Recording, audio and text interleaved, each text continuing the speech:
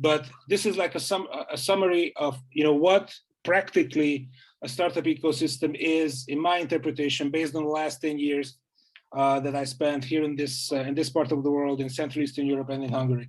Well, I know that this is a kind of academic, but the point is, there are organizations, there are entities, and there are individuals in the middle. I would call the blue stuff, I would call it communication, interaction, and obviously those loose and hard linkages between the players. Now, how do you actually meet those linkages on your daily life as a young angel or a practicing business angel?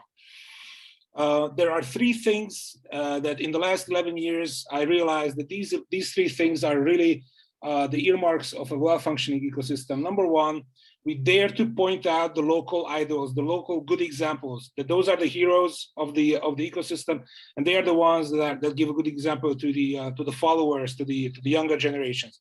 And those people are typically open about their success. They like to talk about it, and they are inclusive when they talk about it within their own community. And they are actually achievable. They are accessible to younger generations. So those are real humans who actually been there, done that before, and they make tens of millions of dollars exits, and they really can contribute to the local ecosystem again. The other thing that seems to be a very typical earmark in the region, in Europe, or in other parts of the world, is dedicated space, a place that everybody sort of calls the gathering ground where they can share the ideas. They need a physical location. That's kind of a given, but we forget that this cannot be somewhere in a rundown part of town outside, because people, these people who are actually making up the ecosystem, primarily entrepreneurs, they like the city center. They are very much an urban culture, and it has to be affordable. And this co-working, co-learning, and co-living environment is really another typical earmark of this type of the economy. And something that also became very apparent is that once global brands appear on the scene, that means that it's being validated by the world. So if the big guys, Techstars, startup bootcamp, or even Founders Institute, if they pop up and they start to make their moves, that means that that particular place sort of arrived. So these are the typical, and they all have to do with communication, and they all have to do with cooperation. I really don't want to take too much more time. To me, the biggest lesson when it comes to startup ecosystems is that only people can communicate and build communities. Entities and institutions don't. And I think this is something that we learned in the last 10 years here in Budapest, that finally there is a recognition that it's better to have a dedicated person within a larger entity, and that person is going to get more done than sort of a dispersed units and divisions of a big company that actually is not really led by one overarching thought. So before I start to clarify some of these goals today, I would like to share with you some context related to the challenges we face in theory, but also in practice. And probably some of this will be your own questions also related to the ecosystems. As we talked before I share this image, I think all of us can understand what it is, this image, and what it represents.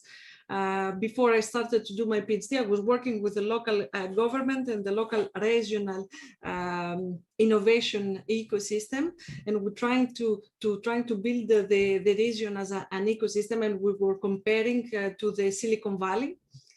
So actually today what we see is that policymakers and scientific persons, scientists, have a goal to represent, to make our place such as Silicon Valley. The example we give today as a successful entrepreneurial ecosystem is Silicon Valley. Everyone to be like Silicon Valley or be in Silicon Valley. So actually the challenges of research, they're trying to build another Silicon Valley elsewhere. And do you know, today I'm trying to share with you if we can today, we can build a Silicon Valley in your place. So is it possible? So there was research developing and giving the keys to build a successful entrepreneurial ecosystem like Silicon Valley in your place.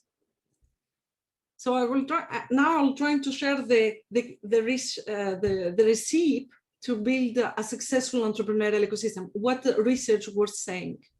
So the first method that were used is to try to identify, so if we want to compare ourselves to Silicon Valley, the first step is to make a list of the elements, the ecosystem elements we found in Silicon Valley. So the idea was to make a list. Do we find incubators? Do we find business angels? Do we find infrastructure or success stories? Trying to make a list of all these important elements we find in this successful ecosystem. Once that list is ready, the second step is to duplicate these elements, trying to make copies of these elements.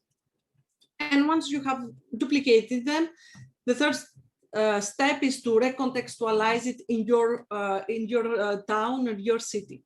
So you identified what elements were in Silicon Valley, you copied them, and you place it in your ecosystem. So normally you should have the perfect Silicon Valley ecosystem in your city.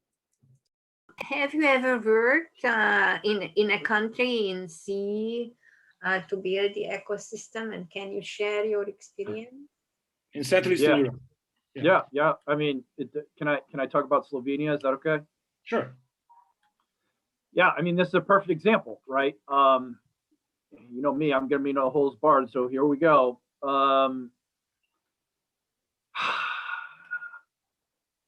Slovenia is this very specific country. Obviously, it was 40% of or 30% of the former Yugoslavia GDP, and there's a very interesting way that Slovenians look at work because there's still a lot of communist roots there. So I got brought in by the Prime Minister Miro Cerar to basically build a 21st century economic development strategy for the country. So my team and I, we go over there and you know, we're talking to him. And what happened was, and it's the same plan I'm telling you folks, right? There are certain anchor industries. One of the anchor industries in Slovenia happened to be old mining stuff that they were interested in because there's underdeveloped communities, right? So you can take a socioeconomic perspective, take economic development perspective, you can take an environment perspective, and specifically in Slovenia, you could wrap it into one pillar of the innovation community strategy, right? And in charge of that pillar was a company called Devisoft, who was local to that region of Slovenia. It's a very good company. Most people know that company. The founders are great guys. They reinvest in the country and they try to keep their head underwater. So we identified what that first strategic pillar was. We brought in a corporate who was willing to source the space, build the space, content capacity, all this stuff. They kind of became that galvanizer of that, right? Then we started looking sequentially at other pillars. And that, frankly, might have been the mistake here, because in a country like Slovenia, and in most countries that have former communist roots, when you stand out, the politicians, you know, the do-nothing politicians, they get greedy and they want a piece of the pie. They either want the credit or they want money funneled to them. So, of course, I get a call from one of these numbnuts, and you know, they heard what was going on and they wanted to be a part of it. And the long story short is, you know, navigating the political side of all of this is very different than the money side, and is very different than why most of us are on this call, which is to give back because we've been fortunate to come, you know, build or come from certain means. And what they did, and this is the warning sign, is you have to be very careful how much you share in the broader context. Is when I go into a country after this happened, and this was all the way back in 2015, this happened. One of the things I put inside the model that we use in building and scaling innovation communities is a cap on how many people are allowed to make master decisions. So we have a mastermind group that makes master decisions that then, based on whatever the communication strategy is, it's totally top down. And this group has a couple high net worth families, because you need that credibility, has a couple corporate CEOs because you need those resources, has a couple of the visionaries like Esther and Imre, because those are the people that do the grunt work, who people trust, boom, boom, boom. You also have sometimes a couple just regular people in there, because you still need to be grounded in in the true bliss and the essence of that country. So anyways, long story short, we didn't build that up front. We just kind of socialized it out, and then the sharks came. And when the sharks came, they stole the master plan that we had created for the country, about a 60-page document. They ripped out what they wanted of it. They repurposed it as themselves, and they shipped it to Miro, and it got launched. And so we got pushed out of the, out of the way, and it looked good once again for the first 2, 3, 4 years. It's easy to make things look from an illusion perspective in innovation community good for 2, 3, 4 years because everybody's happy, everybody's hopeful, money's flowing. Well, 2, 3, 4 years out, people start asking, where's the returns? What are the benchmarks? What are the KPIs? People start to get smart because with money comes smart a lot of times. And frankly, it imploded, not surprisingly. But that's what happens when greed gets in the middle and when politicians, the sharks start swimming and they get in the core of it. And you don't have not only a communication management protocol with politicians in general, but also a situational strategy of what to tell them, why to tell them, how to communicate with them, and understanding all the inner dynamics of what their game is. So it's a chess game just in and of itself. And that will always, especially in this region, kind of tank any well-meaning thing that we're trying to do.